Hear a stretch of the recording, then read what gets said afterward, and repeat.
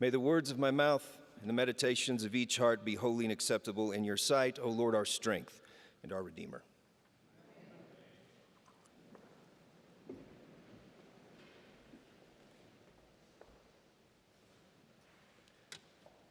All right, don't get scared. There's no holding of hands and singing Kumbaya. This has to do with the sermon, I promise. Here's a little bit of a Todd Snyder song, okay?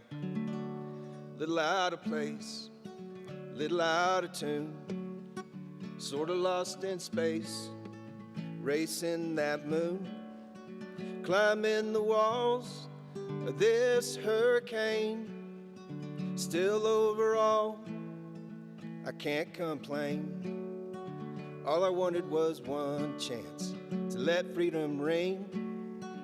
Turns out needed permit, tags and everything. Never made it past the red tape. I got this paper hat. Got a job on the weekends. If you want fries with that, I got nothing to lose, nothing to gain. It's like a one-way ticket to cruise in the passing lane. I can't complain.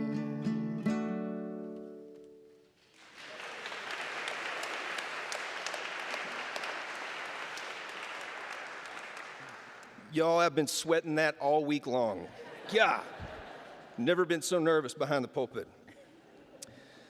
Thank you for humoring me and let me bring the musical bar down this morning. That was a tip of my invisible hat with flowers stuck inside of it, lowering of my freak flag to half-mast, and a way of saying thank you to one of my favorite songwriters and storytellers of all time, Todd Snyder. He died this past week at the age of 59 and left us an incredible catalog of stories and songs. Over the past several days, I've loved watching all kinds of people on social media cover Todd's songs or quote his lyrics or snippets from his stories. You know, it's a wondrous thing, really, what words get inside of us and stay there. I mean, think about how many songs you still know all the words. Have you ever been walking through a grocery store and you hear a song come through the speakers and almost subconsciously you sing every word while you're shopping? Or maybe you're not really an out loud singer, but you hear a song on the radio or somewhere in public, and you are whoosh, transported back in time. That song, those words, inseparable from some memory. There are words and worlds that live inside of us. And Moses is wanting the people of Israel to have some words live inside them. They're all gathered on the plains of Moab. It's a threshold moment for the life of Israel. It's a threshold moment. They are soon to enter a strange new land. The land of promise, yes, but it doesn't make it any less strange. And Moses will not be with them. So this is Moses' farewell speech. But before he says goodbye, he's reminding them of words they must take with them into this strange land. What words? Well, the law. The law. They were told to do this earlier. Hear, O Israel, the Lord is our God, the Lord alone. You shall love the Lord your God with all your heart and with all your soul and with all your might. Keep these words that I am commanding you today in your heart. Recite them to your children. Talk about them when you are at home and when you are away, when you lie down and when you rise. Bind them as a sign on your hand. Fix them as an emblem on your forehead, and write them on the doorposts of your house and on your gates. See, that's part of what is called the Shema. It's a prayer in the life of a Jew that is to be whispered when you first crack open your eyes to a new day and right before you close them to sleep at night. A reminder to follow the law. Now, we have a hang up with that word, right? The law. Law. We like the word grace better. We way more like that word. I sure do. I hear someone talk about the law and I think they need a heavy dose of the Pauline epistles. But I repeat, don't hear the word law here on the plains of Moab this morning and think that's the kind of law being talked about. The law here is not some burdensome, legalistic thing. The law Moses is speaking to them is all about human flourishing. It's about community flourishing, creation flourishing, and the nurturance of relationships. I mean, just look at our psalm from this morning.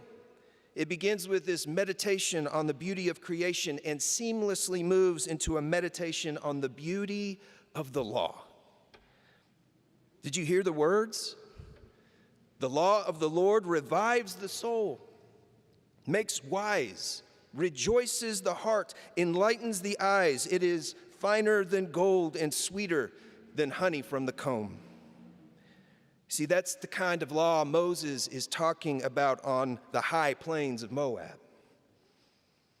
And they're all concerned, right? They're all concerned. Maybe it feels too overwhelming. Can we actually follow this law? We've seen what happens when people don't. How will we know? Moses, if you're not going to be with us, what are we going to do? What's going to happen? And Moses says, look, you don't have to stick your head in the heavens to know this law, nor do you have to swim the depths of the sea to find it. No, it's close. It's very close. It's so close, it's on your very lips and in your heart. On your lips and as close as your own heart. Well, that sounds like a song.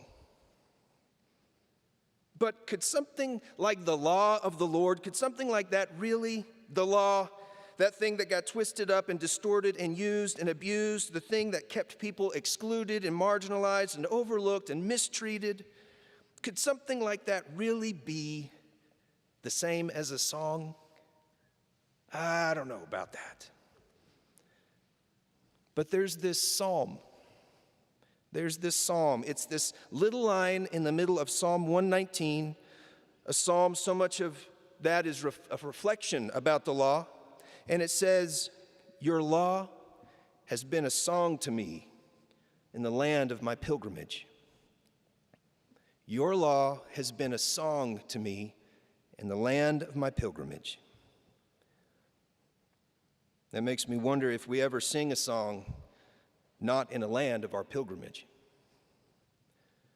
So there's Moses giving his goodbye speech, trying his stuttered tongue best to get the people to see the law as something they carry in their hearts into this strange new land.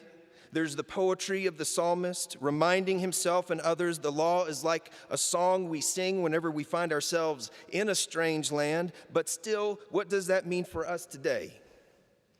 I mean, after all, we don't have the law, at least not like that. But we do have one. And it came to us in a surprising way, a way no one expected. Jesus. Remember what he said? I have not come to abolish the law, but to fulfill it.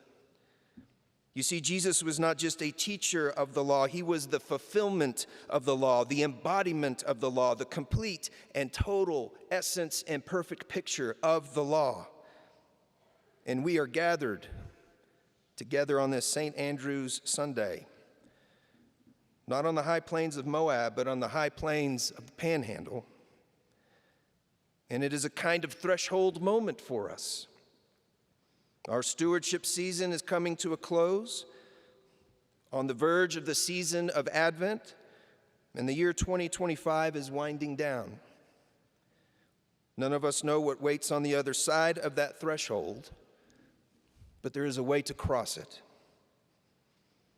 As God gave the law, so God gave Christ. It is his words, his life, his spirit that are on our lips and close as our very hearts. Christ is the song we sing when our pilgrim feet grow weary in this strange land, this strange life that does not always feel like home. He is the song we sing, especially when we feel a little out of place, a little out of tune, sort of lost in space, racing that moon. When we're climbing the walls of some hurricane, still overall, can't complain. Amen.